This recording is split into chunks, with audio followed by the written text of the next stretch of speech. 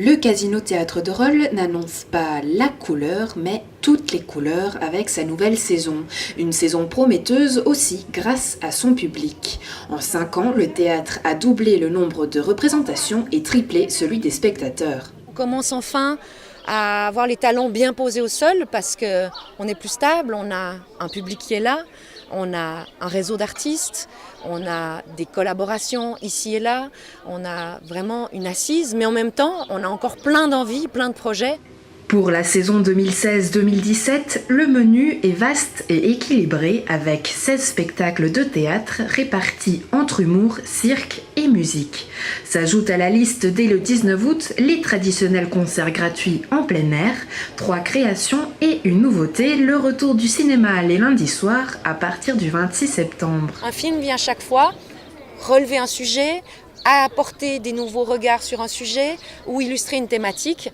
Donc c'était vraiment ça l'idée, c'était de pouvoir compléter la thématique et les projets qu'on verra sur scène par un film qui vient souligner le projet.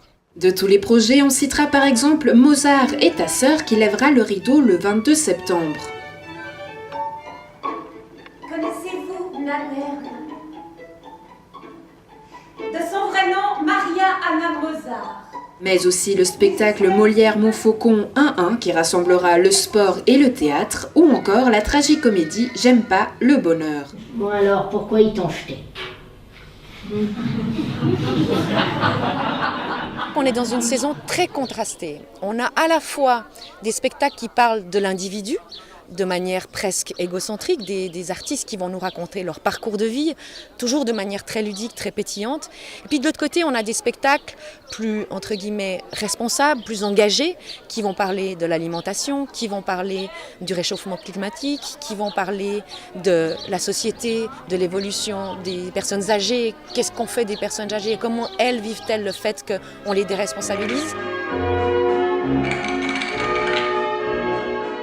C'est des thématiques actuelles, on peut le dire. Est-ce que ça image aussi le souci de véhiculer un message? Ça a toujours été ça le théâtre. C'est un regard sur une société à un temps donné. Et ce regard, il peut être critique, ou il peut être caustique, ou il peut être humoristique. Mais c'est toujours un regard sur une humanité. Comment est-ce que vous procédez justement pour faire votre choix? Est-ce que comme un programmateur musical, vous écumez les salles de spectacle? Ah oui. Ah oui. J'écume les salles de spectacle, j'écume pas trop les festivals, je vais m'afficher entre guillemets à Avignon cette année, mais les salles de spectacle, oui, beaucoup. Je vais pas forcément toujours voir les spectacles que je pense voir, mais je vais voir le travail de certains artistes aussi. C'est vrai que j'en arrive à un stade, comme tout programmateur, où je vais plus au théâtre pour mon plaisir, mais j'y trouve toujours autant de plaisir. Et bien sûr, il faut voir, il faut se nourrir de ce qui se passe ici et de ce que proposent les artistes, soit pour imaginer des créations avec eux, soit pour prendre leur spectacle dans le cadre de la saison. Si on parle de votre plaisir, je crois comprendre que c'est plutôt les spectacles aux touches latines. On a eu l'année passée Neruda, Les larmes des hommes, et puis cette année vous remettez le couvert avec Maria de la Paz. Pourquoi c'est un genre qui vous touche tout particulièrement? Oui, il y a une touche latine. Je dirais que c'est plus des hasards. C'est pas tellement le fait que ce soit latino qui me motive, c'est plutôt la personnalité, le projet, l'émotion qu'il véhicule. Et c'est vrai que dans la musique latine, surtout celle de Piazzolla, on est à fleur de peau tout le temps, on est dans les tripes déchirées. C'est quelque chose c'est une musique qui bouleverse, qui emporte, qui traverse le corps.